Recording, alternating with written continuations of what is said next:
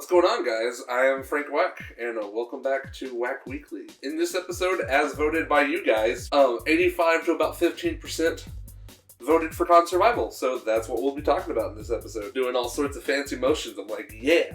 You know, when it comes to con survival, as I call it, it's really just a bunch of basic things when you go to any event, things that are kind of duh for some people, but I mean, it's good to make sure that people understand. First things first, stay hydrated. Drink lots of water. All the cons that I've been to as of like the last 5 years or so have had water stations available for free. It's important to stay hydrated for you to get the maximum con experience. H2O! Understand the area you're going to be in. I've never been to a con in a shady area, but you might be, so, you know, understand your area for that. It's important to understand your surroundings in case of, like, fire or blackout or, you know, you get lost from your friends. You guys kind of have landmarks that you can go, okay, I'm nearby this place, I'm nearby this place, I'm over at the Doubletree. It's important to know where you can meet up with people. It's easy to go, hey, I'm right here.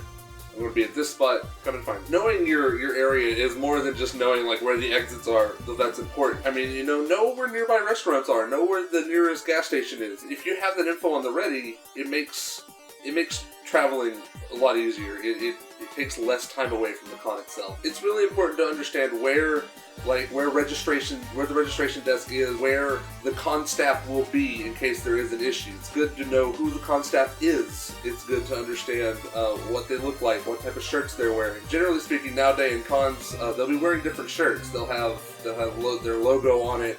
They'll have, you know, brightly colored, easy to find shirts. And if not, I mean, just ask registration. They should be able to tell you who you're looking for. I feel like it's important if you go with a friend.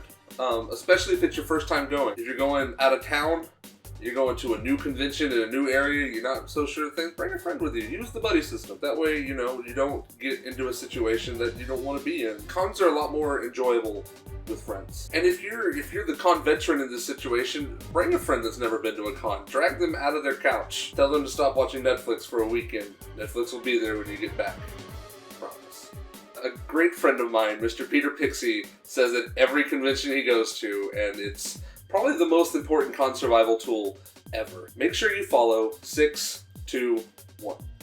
Basically what that means is that you get 6 hours of sleep every day. I understand the con's exciting. I understand you want to do all the things, but sleep is important. Sleep should be one of those things that you want to get to. DEF CON 7, my second convention, August 1st through the 3rd, 2008. Me and my friends went to this convention for the sole reason of meeting Johnny Young Bosch. We barely had the money to get into the door, and we really had the money for the hotel, and we didn't feel like we needed one because the gaming room was open 24/7. There, me and my two friends at the time stayed up as long as we possibly could have. Oh, it was horrible. It really was like a day in and you feel yourself just kind of zombie walking through the halls and you find yourself, you know, not being as energetic as you can be. Thank God I'm an extrovert. I lasted a good 54 hours. We got to a point, day 3, about 50-ish hours in at all. I'm in the main events room of DEF CON 7 with my friend Devin